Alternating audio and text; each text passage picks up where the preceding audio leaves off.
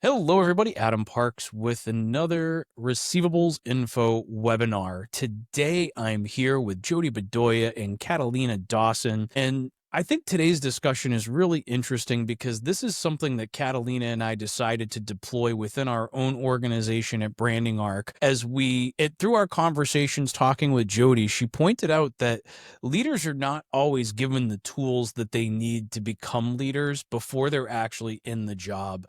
And so many times we take a great collector or someone who's really good at a particular job and we just kind of throw them out there to the masses and hope for the best in their abilities to become a great leader. And I think that is not always the best approach. And we learned that through the discussions, and we're able to actually deploy some technology and methodologies here to help us better understand and use that process. So just to kind of kick things off here today, Jodie, maybe starting with you, could you tell everyone a little bit about yourself and how you got to the seat that you're in today?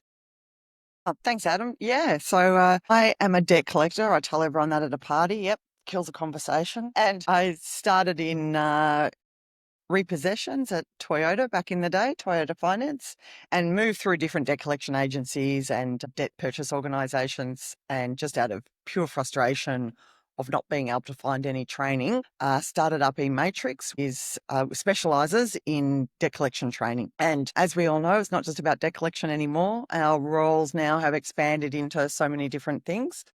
So we now train organizations in really communication skills, how to have tricky conversations, and that includes leadership training. And it's definitely not an easy thing getting to the process of becoming a leader and getting comfortable with that means. But Catalina, as somebody who's been going through that process for the last couple of years, can you tell everyone a little bit about yourself and how you get to the seat that you're in today?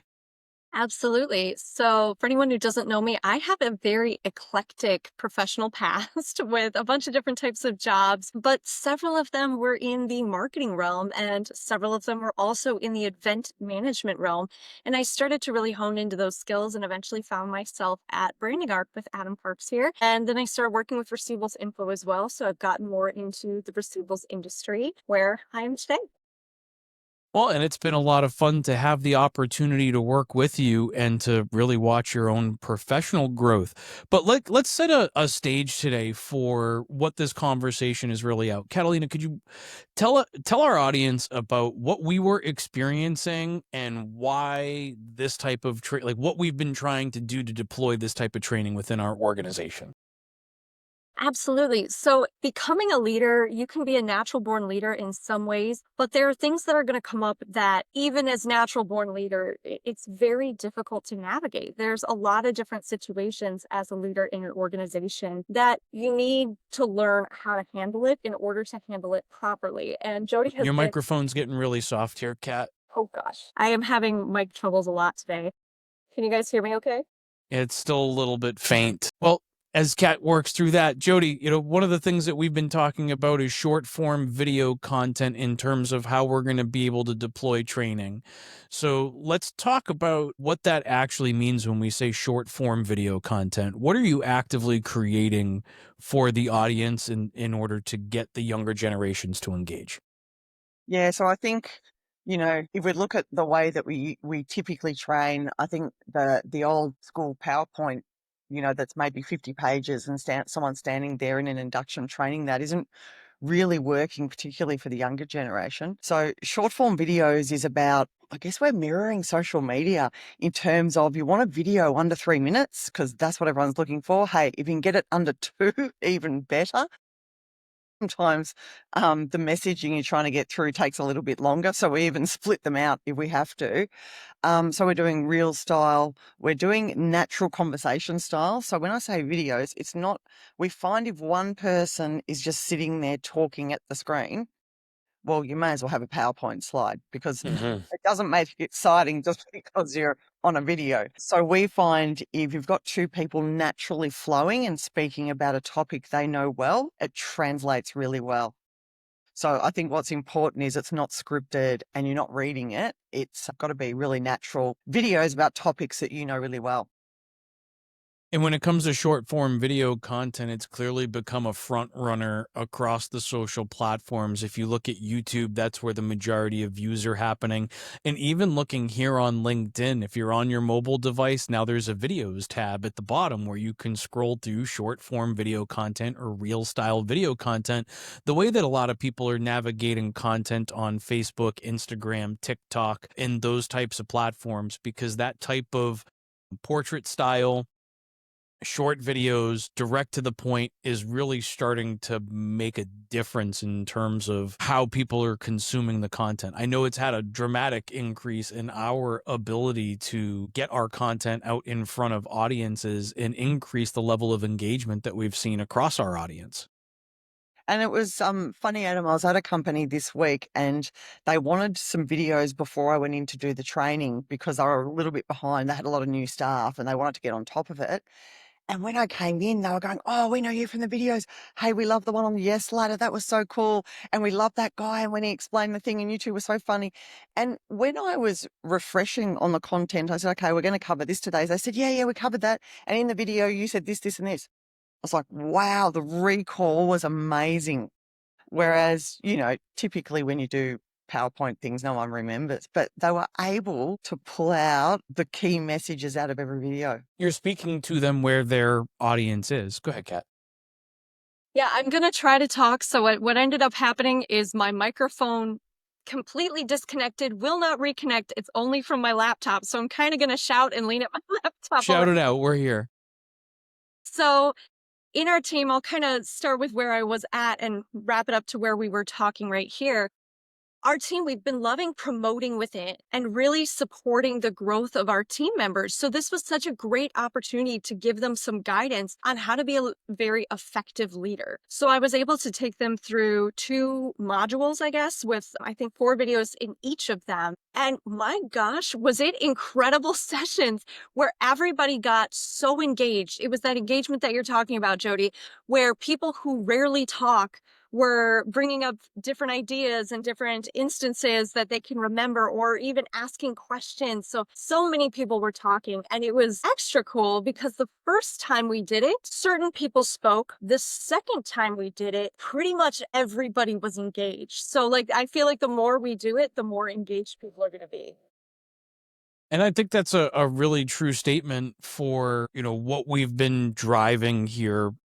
When we first started looking at it, how are we going to train? The first thing that even before we started looking at how we're going to train, I said, what problem are we having right now? We had a long period of really low turnover, and then all of a sudden we were starting to see more turnover than we had seen previously. And we said, okay, well, what is really happening here? And then we started thinking about the recruitment cost and what is really the cost of poor training.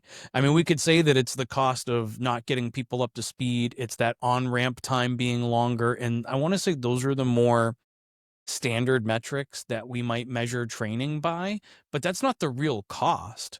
The real cost associated with poor training is all of the time, energy, money that's going into recruiting, that's going into evaluating people, that's going into interviewing, the cost of running all the ads and finding these qualified candidates. That entire process is very expensive. And then I've got a longer on-ramping period. And then even once they're on-ramped, are they really understanding it? Because for me, training comes down to a lot of the why and encouraging the conversations and open flows of communication. And especially if you're dealing with running an international organization like ours, we have to overcome barriers to different communication styles. In India, for example, you're not going to have people that manage up, right? Like management is top down in a lot of countries, and trying to create an environment where top up is or bottom up is acceptable like you have to break a social norm for people, and it's going to require a detailed conversation. But Jodie, from our initial discussions, it sounds like that's a lot of what motivated you to start creating these training programs to begin with.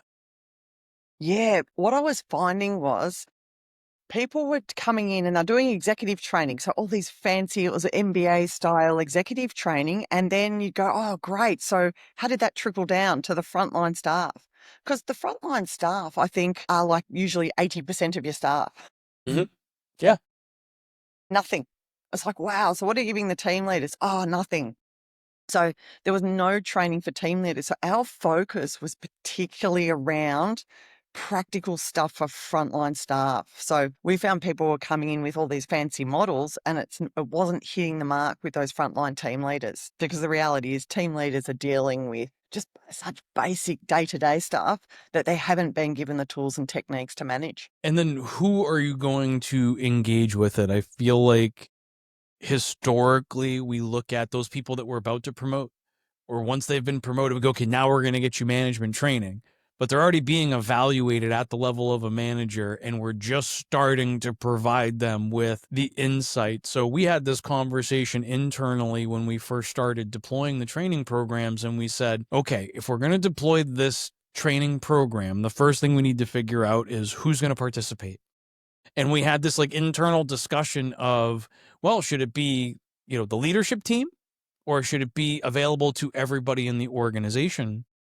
And after some debate, we decided it should be available to everybody in the organization, because if we're waiting until they're wearing that leader hat before we're going to treat them like a leader or encourage them, then are we ever even going to really understand who is capable of what within our organization? Or is everybody going to Peter Principle, rise to the level at which their mind thinks that they belong, versus engaging in these discussions at an earlier phase and maybe being identified by one of our, someone from our executive team as someone who may be capable of more than they let on? It also provided a great sense of perspective taking for some people. They don't always understand what it is to be a leader and challenges that are faced. So there were some great discussions where people are like, I need to be communicating better with my leader. And there's also the fact that, and I said this at the beginning of every training I did, think about your job, but think about previous jobs. Think about when you were in school and you saw your teachers as leaders, or you were a leader of a group project, or you were part of a club and you were a leader. There's so many different areas of your life where you can pull from the experiences and what you've seen and be able to build on that. Yeah, and I love that you did that, because it's so true, isn't it? Right? You don't have to have the title of leader to be a leader. Mhm. So one of the challenge we hear all the time, right? People will come to me and say, "Oh, I've got this colleague that's doing such and such," and I say, "Right," and they say, "So my leader's done nothing about it," and I say, "What have you done about it? You're an adult, right? You're allowed to have a conversation with them." Oh, I thought my team leader was going to deal with it. So it's actually teaching people to have those tough, we call them tough discussions, but they're the ones that you're avoiding. Because as you know, with leadership, when we look at we look at delegation, we look at time management, we look at how you manage your resource, it's all of that stuff, right? But the bit that people really, really struggle with is the communication piece. Mhm. And so if we Well, can teach, to your point, Adam, teach them early, fantastic. and get them comfortable being uncomfortable. Because Yes. as a leader, not all the conversations are comfortable, right? Sometimes we have to do things that we don't enjoy or don't necessarily want to do, but we have to do what's right for our organizations. And so you got to start getting comfortable with being uncomfortable if you're going to be a leader. So how do you enable and encourage that as people are starting their, let's call it, leadership growth journey? Yeah. And it's I think it's those challenging conversations with colleagues is a good starting point. And I don't think you're up to those videos yet, Kat, but we've got the ones around, she's rolled her eyes at me, and, someone else had a go at me, and they go to their leader and say, what should I say? And in the video, we coach the person through how to have that conversation. So it's we've got videos on how do you handle inappropriate comments? What if you feel that, it might be sexist or racist? How do you deal with those comments when someone says that in the workplace? So we even teach people how to have those conversations. I think it's an important part of the puzzle, right? If we can't have those conversations, how are you ever going to develop into being a leader? And now, as we've started to deploy it, I thought it was interesting Catalina's been executing on the entire presentation. And so I've been sitting on them, camera off, mic off, as to not change the dynamic, because the dynamic that's unfolding in front of me is quite amazing. And I don't want to influence it in any way. I want to kind of let it unfold and see what these discussions start to look like. Kat, from your perspective, what did you start seeing in terms of new people engaging? right? Like it's gone to all levels and depths. Well, for one thing, people who've never spoken before have spoken, and that's incredible. That's just at a very base point, it's incredible to have people speak up. Or there was another thing that I did because I wanted people to feel comfortable to begin with, just to somewhat participate. So I said, hey, does this resonate with you? And if you're not ready to say anything, full, raise your hand either physically, or you can press the little hand or reaction button in our video chat. And then people started doing it. And then when they saw other people do it, they'd start perking up. And then they'd be like, well, I want to share my thing. And then they'd hear one person's story and somebody else would say, oh, I have a thought on that. And then they'd start, just like Jodie, when you and I originally started talking about this training, I'd sometimes see the stories kind of spiral into something different, but that was never a bad thing. It was always Oh, super positive, because now we know what's on their mind. What are they thinking about? What are the different things that they want to work through and they want to learn about? So these were extremely valuable discussions. And I also want to share, because we can always ask them face to face, oh, how'd you like it? And I feel like in that pressure, a lot of them will go, I liked it. Sure, it was yeah. great. So what we ended up implementing was we did an anonymous survey to find out what everybody actually really felt about the training session. So I have a couple of data points that I would like to pull up and mention. First thing being, every single team member was either satisfied or very satisfied with the training. Nobody even said neutral, and there were negative options as well, saying unsatisfied. Nobody. It was all satisfied or very satisfied. The next item we had was, how did they feel? Were they better equipped to perform their job or advance in their career as a result of the training? People said they either felt that they were significantly more well-equipped, somewhat, or they were a little unsure, but still, that was very positive. And I would say the significantly was the largest chunk at 47%, said they significantly felt more well-equipped. How did the training session make you feel in relation to your role of the company? Said they were either inspired and more connected to the company's mission and leadership, more motivated to contribute and felt more meaningfully towards the team, or were appreciative of the opportunity for growth and development. And mind you, there were neutral and negative options. These were all positive, and the most common one was that they felt inspired and more connected to the team and leadership. And we also took finding out like what their top takeaways are, but that's too much to read here. So I'll scroll to our last, and I think this is the most important metric. We asked, would you like to do more trainings like this? 100% said absolutely. Wow. That is the kind of impact. So even the quiet people who barely spoke on these calls are speaking through this anonymous survey, Fantastic. saying, this has been significantly helpful to me. I am very satisfied and I want more. So I love that so much.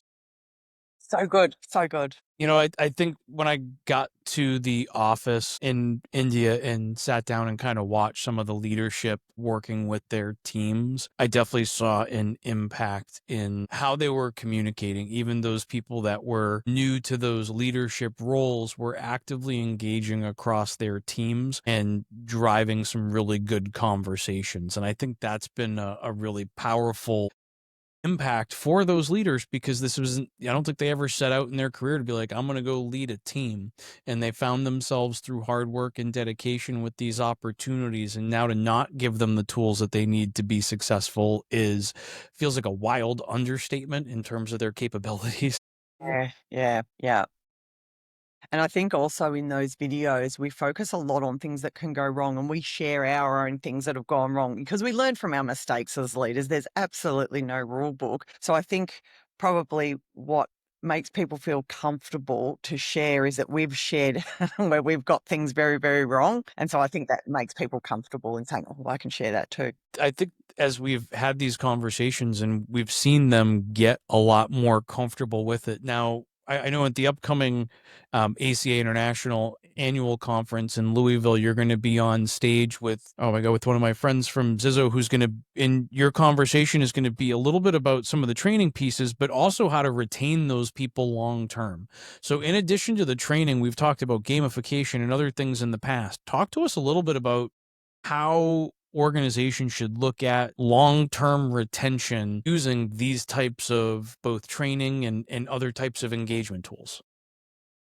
Yeah, well, I think what typically happens is staff come into the organisation and we train them for a week or 2 weeks in induction and that's it. That was okay, Mhm. good now. So I think if you look at surveys worldwide on why people stay and leave an organisation, one of the reasons they stay is because of on-learning, growth and development and, the organisation showing an interest in them, in their development. So I think with ongoing learning, you're actually showing that you're working on their growth and development. And so it doesn't have to be a 2-day course once a year. It can be just dropping short. That's why we do the short form videos. We think dropping a short form video every fortnight, or sorry, we say fortnight here in Australia, once every 2 weeks. That's not the game. Someone said to me, "Is that the game?" No, once every 2 weeks. You don't use that word, do you?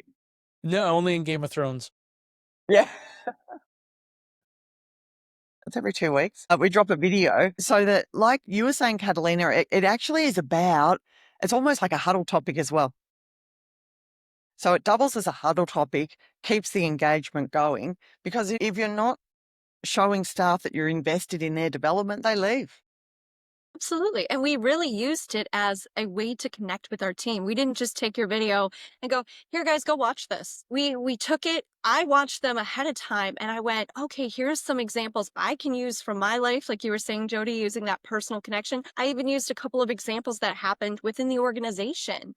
And how we came to conclusions for each of those things and thought about some questions I could ask our team to see where their mindsets were at. And then we made it a whole interactive discussion where it was focused on that connection point. Because essentially, effective leadership is relationship building. And just like you were saying, one of the main reasons people stay, well, one of the main reasons people leave is a bad boss. Yeah. People often quit the manager, they're not quitting the organization, and what kind of managers are you gonna have in place between you and that team member? And I think one of the things that it can happen then, because it's great that people are using our content, but over time, the idea is that it might inspire staff to go, hey, we could do a couple of our own videos because they get confident watching our style, go, we could do that. So it might be then over time saying, hey, we need a video on, there might be a new process or it could be, I don't know, something new that you've got to deliver in your organization. It could even be a new compliance requirement. And you say, okay, who wants to, and you can just do it on your iPhone. So it's actually building your own content and your own reels over time as well. And another thing that we've found that works really well, we've got a train the trainer. It's a generic train the trainer Like module, that. which teaches you how to train. And so for some of those aspiring leaders, we get them to go through that and then say, how about you deliver the next session?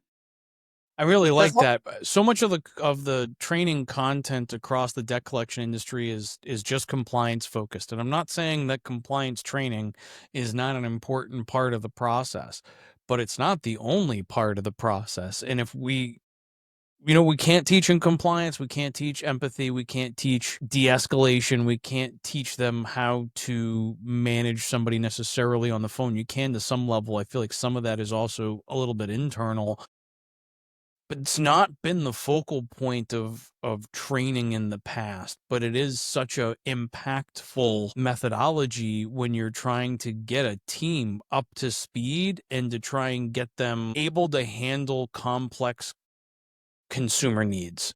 And going beyond the compliance training and into these other areas seems like it's something like the soft skill is something we're going to have to teach, but it is a trainable item if somebody is receptive to learning. Well, I think it's so important, Adam, because we know when we talk well-being, right? So we get lots of requests to come in and do well-being training. And my first question is, well, what are you doing to your staff that they need well-being training? So anyway, but I think there's two things that can protect your well-being at work. And number one is being competent at your job. And in debt collection, we know that customers are going to be agitated and they're going to be aggressive and they're going to be loading that emotion onto you. And if you haven't given your staff the tools to deal with that and to manage that, and we know some people aren't so resilient, they are going to leave. So we know that training soft skills, it's not a, it's, I think it's in terms of staff well-being and staff retention, it's an absolute requirement. Agreed. And like we said, if you're waiting until the person is in a leadership role before you start providing that type of leadership training, you've already failed that team member. And I think most often when I look at or, go visit our offices overseas, I always try to look inward, not outward, in terms of what am I missing? What am I not? How am I failing these people? And I think training is one of those things that is such an intangible that it's easy to overlook, but the impact of positive training is exponentially valuable, especially on a global scale. And if you look at the debt buying organizations, for example, 73% of debt buyers are using a BPO service. You're talking about, I want to say it's 64% of law firms, somewhere in that range. And as you look at these really deep use cases of BPO services, you start to ask the question, it starts to beg the question of how are you going to get your culture translated and communicated to places where you're not? And so how are you going to get it out there to everybody? And for me, the video content is one of those bridges that allows us to set the expectations of our brand, set the expectations of our organization, and to do it consistently regardless of where people are. I think that's what it does, right? Because when you have I'll go back to the PowerPoints because you can tell I am not a fan of PowerPoints.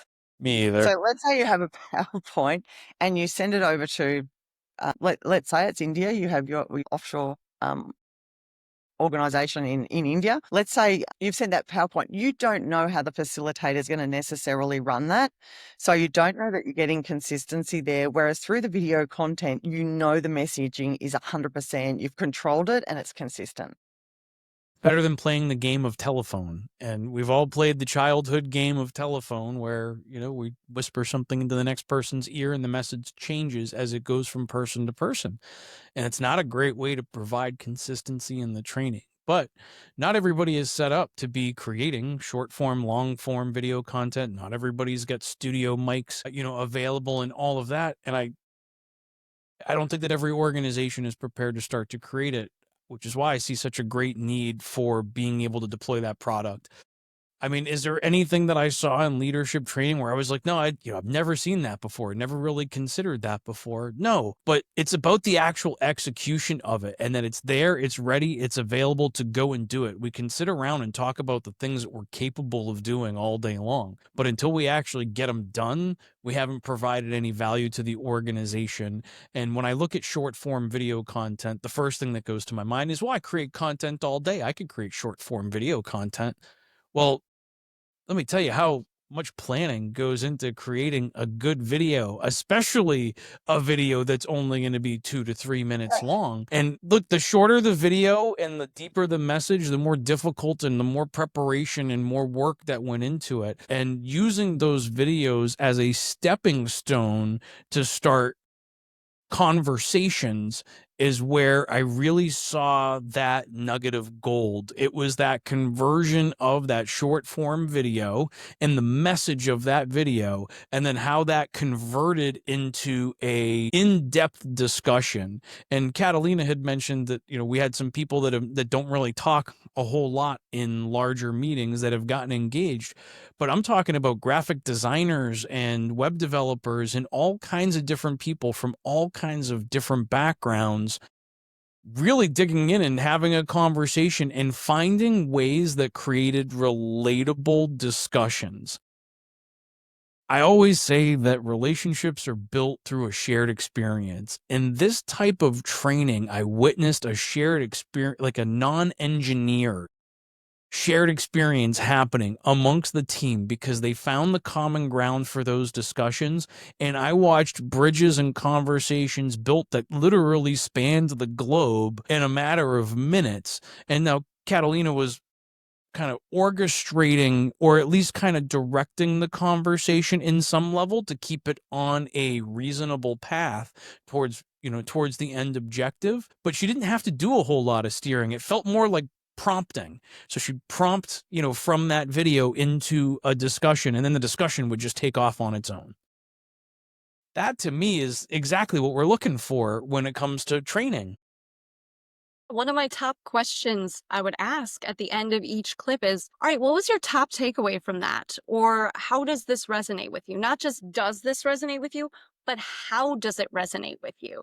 So that they could start thinking about those personal experiences and how it applies to them, no matter what, again, leadership role it was, or even if it was them observing another leader. And I love that you said, Catalina, people actually had perspective taking of their leader, because when I train, I'm coming back to wellbeing and some of the stuff that I train in organizations. One of the training topics we do is not unloading on your workmates, on your colleagues, because when you unload your problems on other people and you're complaining with other people on, it impacts their wellbeing. And every time I train it, people go, "Oh, I do that to my team leader all the time." And I say, "Why?" Because they're a human too. Do you think they Thank want you. to complain?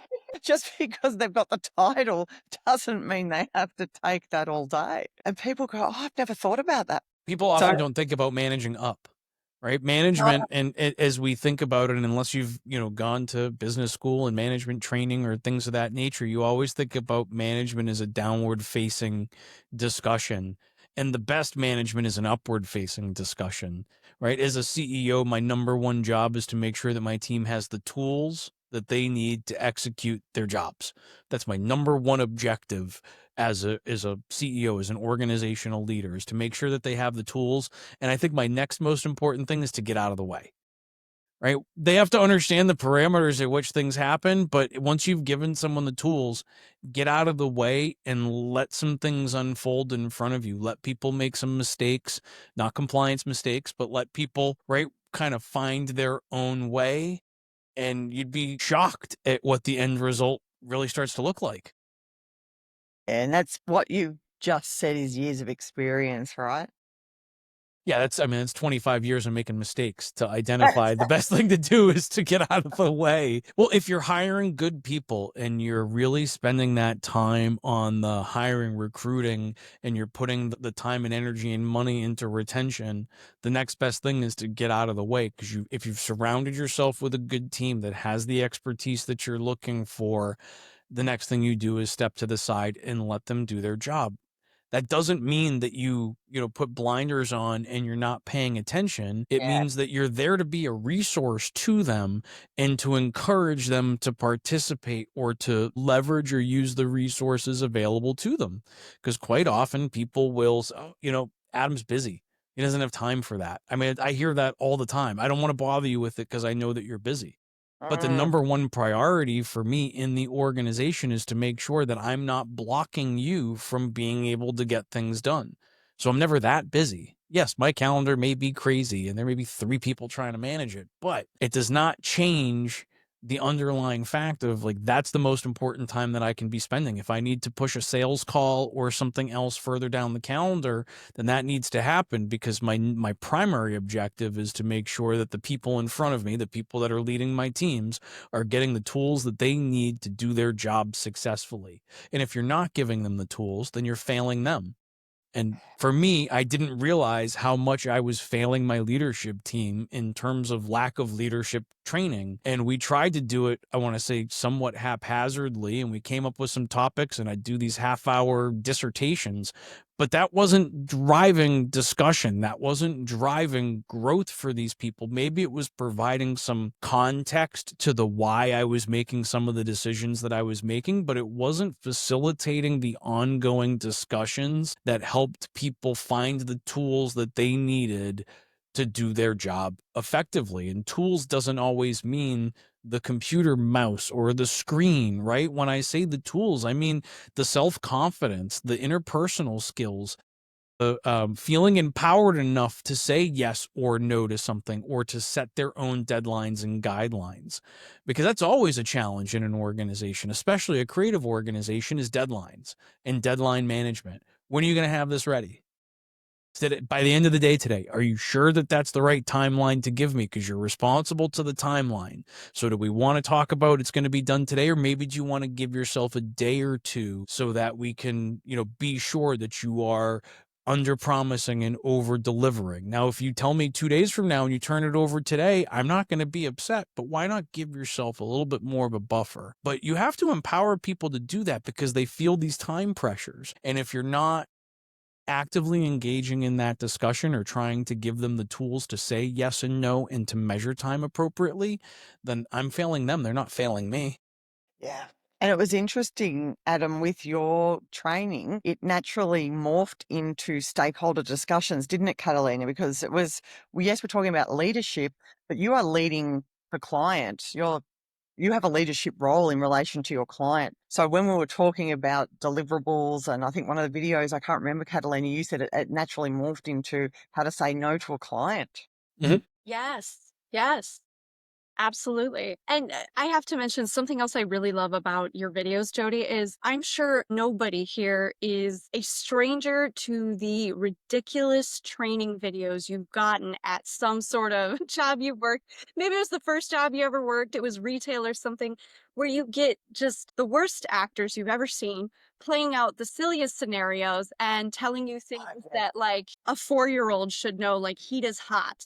We've all seen those sorts of videos. You guys know the ones I'm talking about. Yes, Exactly. yes. We're from the 1980s and it still Yeah, hasn't changed. Yeah. yeah. Exactly. And it just the ridiculous, ridiculous videos. And Jodie, yours are such a far cry away from that. They're engaging and they are nuggets of gold. Each one, you're like, this is a good takeaway. You're not just telling me heat is hot. You're giving me like actionable items to consider about, my own life, my life with my team, and all the different dynamics. It is a set of just like I said, golden nuggets in there. And they're very engaging because also those old videos, they're long, they're dry. A Yeah. lot of training, even when we try to spice it up, can end up being extremely long and dry, whether it's reading, whether it's a really long video, whether it's sitting in a session. So to have this engagement to it and the quick snippets of videos, my God, they were like a minute or two each. It was just so great.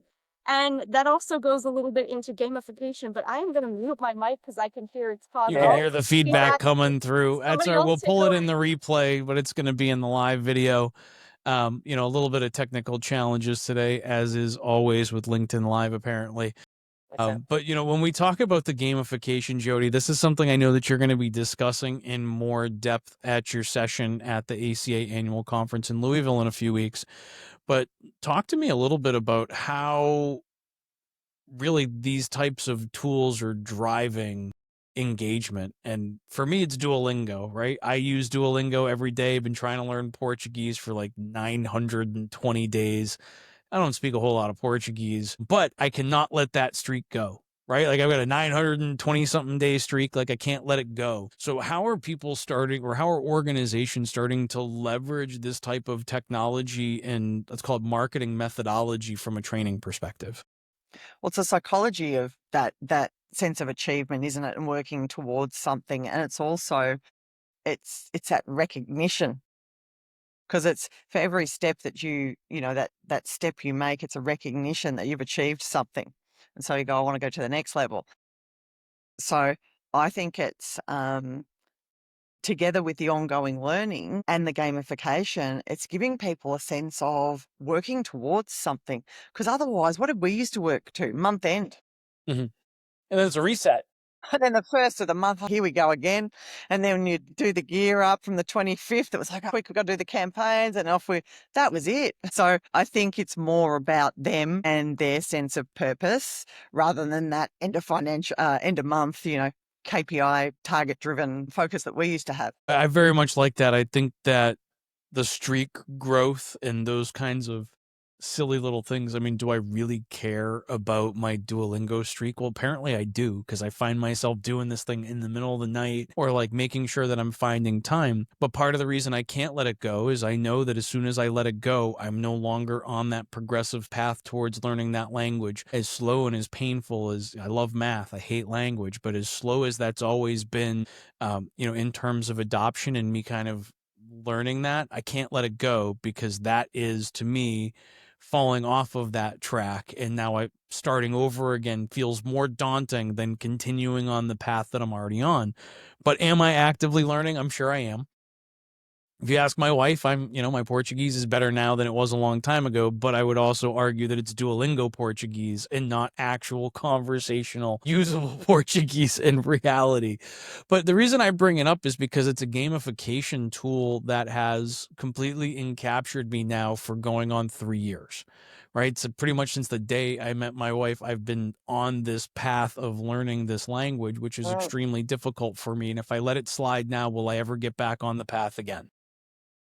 And Duolingo also uses the short snippets too. You're not sitting there for a lesson that's 10 minutes. The lessons are like 2 minutes each. There's also another app that I've started using called Nibble. And the whole idea behind it is instead of scrolling social media, you scroll these little nibbles of information and you can choose whatever you'd like to learn, whether it's history, whether it's about art, whether it's about mathematics. I literally went through a whole thing about fractions the other day. It took me moments and it was all these cute little graphics, cute things. And I was done in a minute. And I was like, I didn't remember all that stuff about fractions. And I even think I learned a quick way to calculate them that I don't think I ever learned in school. And I was like, what a cool concept to have these short nibbles of information, which Duolingo's doing, you're doing. And I've written that it is down. Nibble, good tip. Thank Yeah, you. So you learned. micro learning's big. microlearning's huge. Who has time to sit down and watch a 1 hour documentary every day? We don't, nobody Yeah, has time anymore. yeah, yeah. No one has the patience for it, and No, half the documentaries are pretty slanted depending on who you're getting your documentaries from. So being able to go through, right, you never know how much truth you're finding in social media. Or you start scrolling through reels and you hear all kinds of different crazy claims and discussions, and you really have to question, like, what is the credibility of this source. But to be able to take a credible source, right, like what you're doing with this leadership training, and then deploy it through the channel that we know people are listening to. We always talk about omni-channel and omni-channel. We're going to find the consumer as debt collectors. We're going to find the consumer at the right time, the right place, on the right channel, and have that communication. Well, why are we doing that internally? Why are we always looking outward? so true. So true. And here's one, let's go and put this, let's go and advertise for this new role. And we know we're going to get young kids from school. They are leaving school because they hate school. So here's an idea. Let's sit them in a classroom for 2 weeks and then give them a test. That's so Exactly. cool. Let's And then put they them come in in there. and go back in the classroom. They feel like they never left, but being able to communicate with them on the same wavelength that they're comfortable with is where we're headed. And, I think you told me that your children are actually your quality assurance team for the videos. Let's talk a little bit about that, because I think that's an important factor in being able to look at the quality and understanding the audience that you're trying to speak to. Yeah, so I have an 18-year-old and a 15-year-old, and they don't know the topic. So I show them the video, and the other the other day my daughter said, "Boring." I said, "But you haven't watched it." And she said, "But I can see it's 5 minutes. I'm not going to watch that." I went, "Oh, God, okay."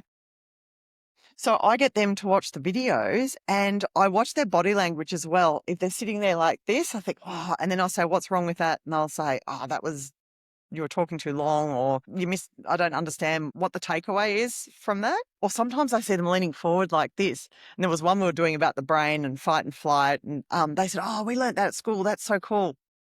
So it's really interesting. Yeah. So I use them for a lot of my video content, and I get them to do the edits. I say, "Well, you tell me where the timestamps are and where you'd edit it." And so they do the timestamps and the edit, and then I send it through to my videographer for the edits. I like that a lot.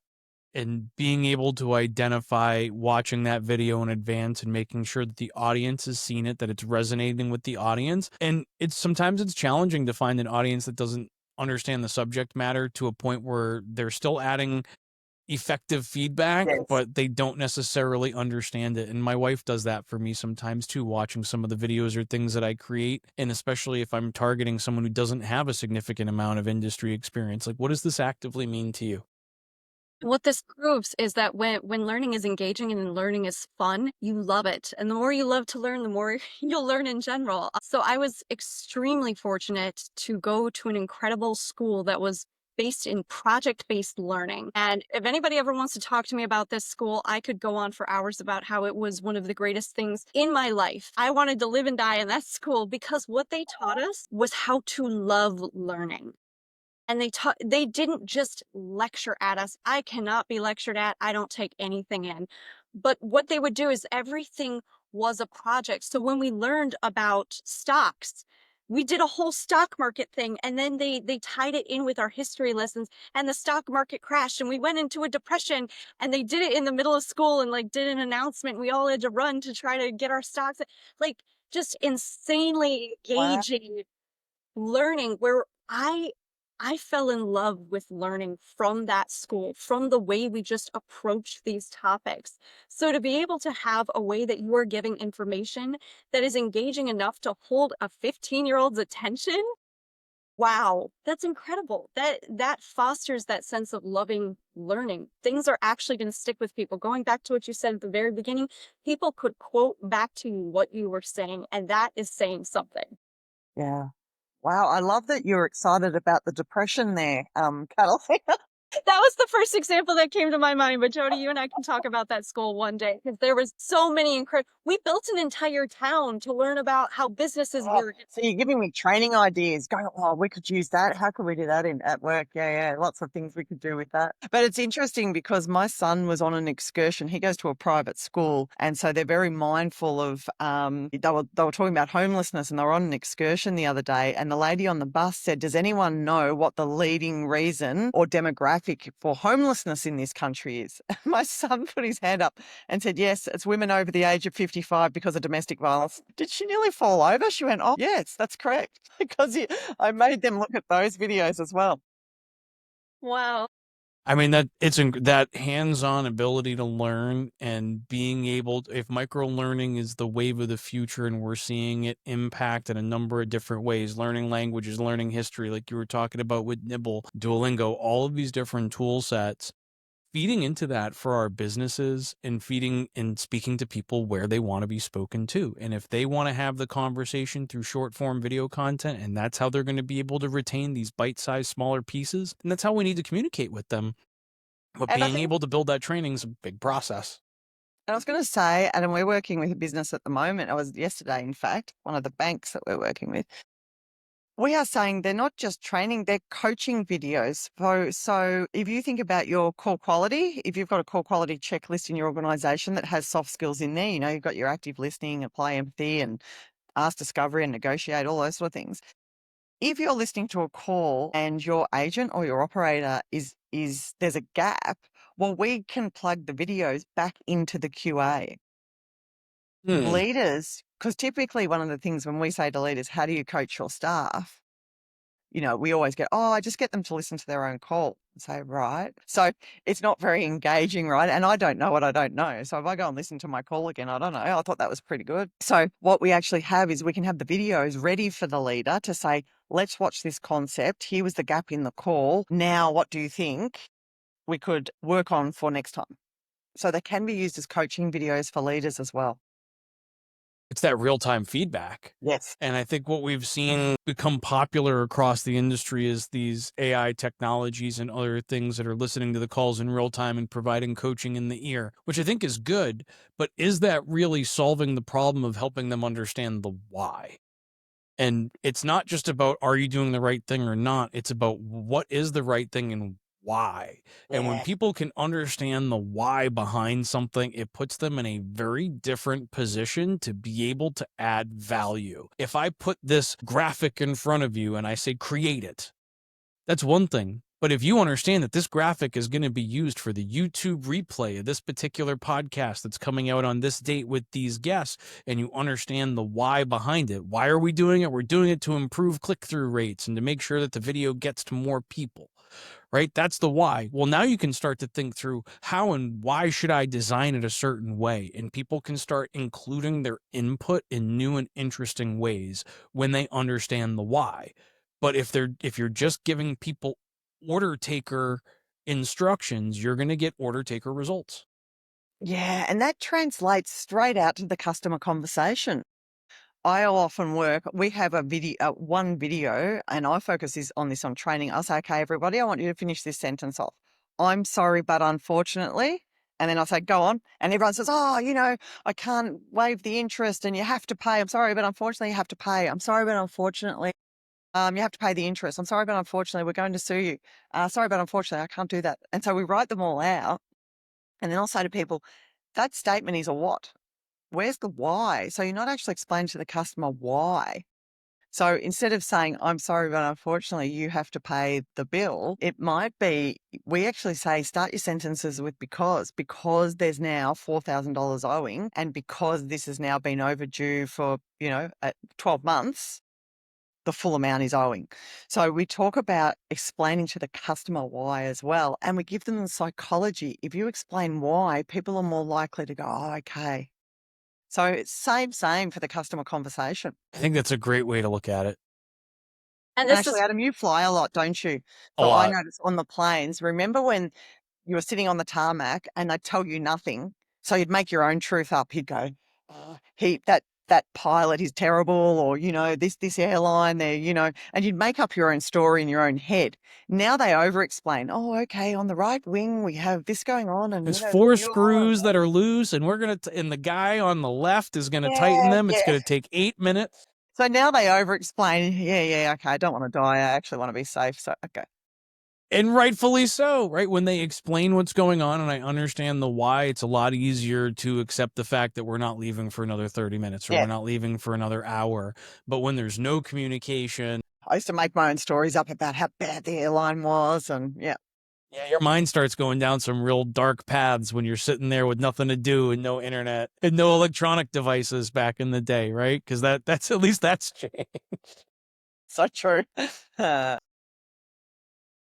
Fantastic. Jodie, anything else that you want to share? I know, so for anybody who's watching our replay or here watching live and you want to see some of these videos that we're talking about, Jodie's going to be walking around the ACA conference in just a couple of short weeks with some business cards that have QR codes with direct access to some of these videos so that you can go and experience some of those yourselves. I believe we also have some links to a couple of example videos that we can include both in our LinkedIn replay here, and we'll also include that in the YouTube description as well, just to make sure that people have. We've been talking a lot about all this short form video content, and I want to make sure people get an opportunity to experience it themselves. Both Catalina and I will also be at the ACA conference, so if you want to talk to us about our experience, deploying this on a global scale and what kind of successes we've had, what kind of challenges we were facing in advance of, and really how we worked through the process internally to really be able to deploy this incredible training technology, we're very open to those discussions as well. But before we wrap up here, any final words from either of you? Can't think. I'm very realistic for words, Adam. I can't think of Did I anything else. cover everything in one sentence? I was trying. You Yeah, pretty you much did have. nothing. But I will say, if you have not met Jodie yet, you're missing out. That's what I have to say. I'll have a drink with you at the conference. Shout me a beer. Yeah. I'm in. Actually, I got racist comments last year, can I say? So I said to someone, oh, can Gosh, you get this me a story. water? Can you get me a water? And someone said, Australians don't drink water. We drink beer. As I'm a little bit embarrassed for my world, but No. We know I what we put out there as Australians. We get. I'll be sure to have some water for you. But Jodie, looking forward to spending some time together in person at ACA. Thank you for traveling literally across the world to come and participate in the Super conference. excited. Really looking forward to seeing your session live. I know Catalina and I will be there to watch, but I highly encourage anybody who's watching to reach out to Jodie in advance, set up a meeting. I guarantee you won't be disappointed with what you learn. Thanks, team. Awesome. Well, thank you guys for joining us today. I really do appreciate you coming on, sharing your insights, and thank you to everybody who's been watching, commenting, and communicating throughout. We appreciate your time and attention as well, and we'll see you all soon. Thanks, everyone. Bye.